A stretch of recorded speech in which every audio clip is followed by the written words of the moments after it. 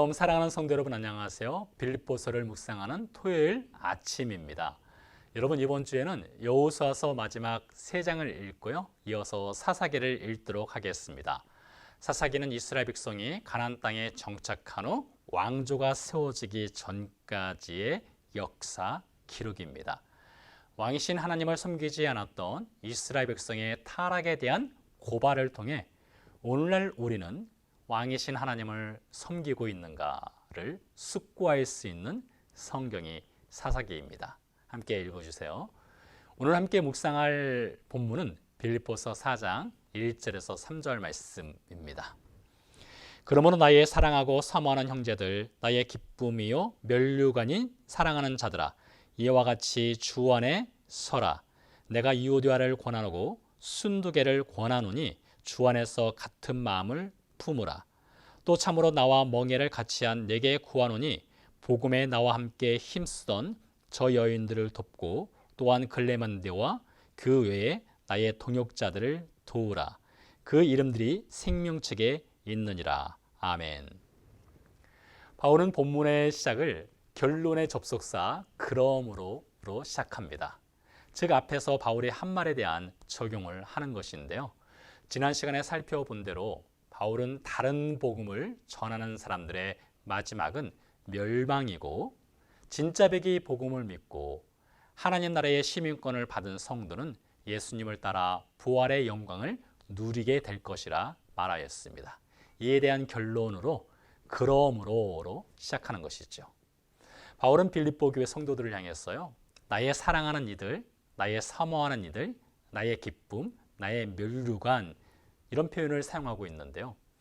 빌립보 교회의 개척의 배경이 되는 사도행전 16장을 보면 바울이 교회를 개척한 후 얼마 있지 못하고 떠날 수밖에 없는 상황에 내몰리게 됩니다. 바울에게 빌립보 교회는 엄마 품을 일찍 떠난 어린아이와도 같았습니다. 그런데 빌립보 교회는 건강하게 홀로 서기를 잘하였습니다. 바울에게 둘도 없는 선교 동역자가 되었죠. 이러한 빌립보 교회 성도들을 향해 사랑한다, 사모한다, 나의 기쁨, 나의 면류관 이렇게 말하는 것은 지극히 당연한 것이지요. 그러면서 바울의 빌립보 교회 성도들을 향해서 권면하기를 주 안에서 서라 이렇게 권면합니다. 시편에 보면요, 하나님을 반석이나 요새로 비유하여 표현하는 것을 볼 수 있는데요. 시편 기자들은 삶의 고난이나 문제를 만나게 되면 견고한 반석과 피할 요새가 되시는 하나님께 기도와 찬양으로 예배로 달려가곤 하였습니다. 같은 의미로 빌립보 교회가 내적으로 외적으로 성도들의 신앙생활을 위협하는 것들이 끊임없이 있어 왔습니다. 그러하기에 피할 요새와 견고한 반석이 되시는 하나님 안에 굳건하게 서라, 하나님을 의지하며 살아가라 이렇게 권면하는 것이지요. 2절에서 바울은 빌립보 교회 성도들 중 유디아와 순두개라는 두 자매의 이름을 직접 언급합니다. 그러면서 바울은 유디아와 순두개에게 권한다 이렇게 말하지 않고요. 유디아를 권하고 순두개를 권한다 하여 권한다 혹은 권면한다 라는 말을 2번 반복합니다. 이렇게 2번의 권면한다 라는 말을 각각의 자매들에게 사용하는 것은 바울의 간절함이 묻어나 있는 것입니다. 바울은 충분히 명령조로 말할 수 있습니다. 그러나 그렇게 하지 않습니다. 오히려 겸손한 마음과 간절한 마음으로 권면한다 이렇게 표현하는 것이죠. 두 자매에게 같은 마음을 품으라 이렇게 말한 것을 보면 자매들 사이에 관계에 무엇인가 문제가 생긴 듯합니다. 바울은 직접적으로 그 문제가 무엇인지 언급하지는 않습니다. 사실 그렇게 할 필요가 없었겠죠.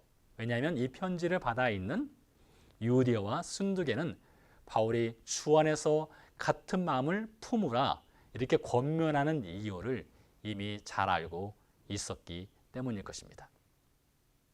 두 자매를 향한 겸손하고도 간절한 권면을 보면 1절에 주 안에 서라와 같이 주 안에서 같은 마음을 품으라 이렇게 말하는데요. 바울은 주 안에서, 그리스도 안에서, 그리스도 예수 안에서 이런 표현을 즐겨 사용합니다.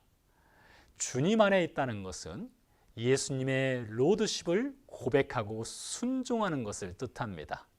그러니 유디아와 순두개가 어떤 문제로 인해 둘 사이의 관계가 틀어졌을 때에 그것을 근본적으로 해결할 수 있는 열쇠는 두 자매의 삶의 주인이 예수님이심을 인정하고 예수님 안에서 관계의 회복을 위해 서로 노력해야 하는 것이죠. 바울의 권면을 통해 성도 사이의 관계가 깨어졌을 때, 틀어졌을 때에 우리는 먼저 나는 지금 주님 안에 서 있는가? 나는 예수님의 주 되심을 고백하고 인정하는가? 이것을 점검해야 함을 배울 수 있기도 합니다. 이어서 3절에서 바울은 나와 멍에를 같이 한 내게 간구한다 라는 표현을 빌립보 교회 성도들에게 쓰고 있습니다. 멍에는 두 마리의 소를 한 쌍으로 짝을 맞춰 일을 시킬 때에 사용하는 것인데요. 두 마리의 소는 멍에로 인해 서로 떨어질 수가 없습니다. 한 마리가 먼저 가고 혹은 늦게 가고 그렇게 할 수가 없는 것이지요. 바울과 빌립보 교회 성도들은 한 쌍을 이룬 소처럼 멍에를 같이 하고 있습니다. 그만큼 선교 동역자 정신이 강한 것으로 볼 수 있기도 한데요. 바울은 선교 동역자의 멍에를 메고 있는 빌립보 교회 성도들에게 이름을 밝히지 않고 저 여인들, 이름을 밝혀서 글레멘드, 그리고 또 이름을 밝히지 않고 나의 동역자들을 도우라 이렇게 말하고 있습니다. 그러면서 그들의 이름이 생명책에 기록되어 있다라고 말하죠. 바울은 저 여인들, 나의 동역자들 이렇게 말하지만 빌립보 교회 성도들은 바울이 말하는 이름을 밝히지 않은 이들이 누구인지 이미 잘 알고 있었을 것입니다. 그래서 바울은 굳이 그들의 이름을 밝힐 필요가 없었겠죠.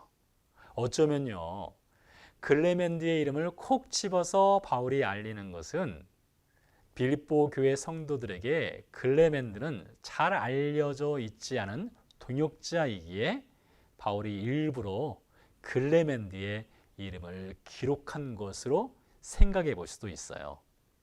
이름을 알든 모르든 사실 더 중요한 것은요, 그들의 이름이 하나님 나라의 생명책에 기록되어 있다는 사실입니다.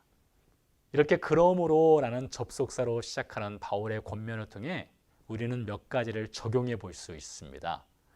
삶의 문제를 만날 때마다 견고한 반석과 피할 요새가 되시는 주님 안에 굳건하게 서시기 바랍니다. 주님을 의지합니다. 주님을 믿습니다. 라는 믿음의 고백으로 오늘 하루를 살아내시기 바랍니다.